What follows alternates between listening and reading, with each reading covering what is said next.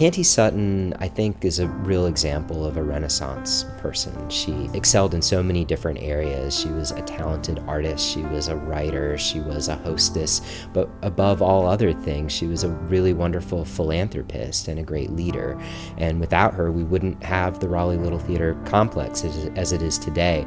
The theater itself, the Rose Garden, the amphitheater, it was really largely due to her efforts as building chairman and as a person who wouldn't take no for an answer. Probably one of my favorite quotes about her describes her as a theatrical Joan of Arc, waging a one-woman battle against the bureaucracy of the WPA. That was what Guy Munger said about her, that she was just a real force of nature.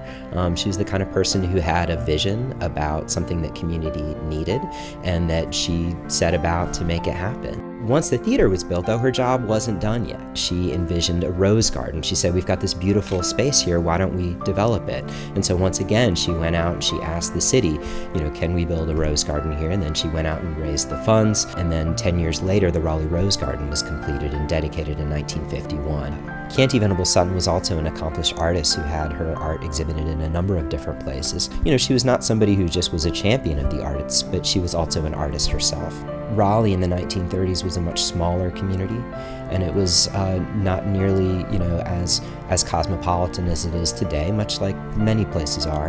And I think that Cantey Venable Sutton was an early person who was a leader in this community, who showed how important the arts were to transforming communities. If she was able to see where Raleigh is as a community, and specifically the Raleigh Little Theatre, she would be really gratified to know that over 1 million people have gotten to visit the campus and take in shows and enjoy the Rose Garden and things like that.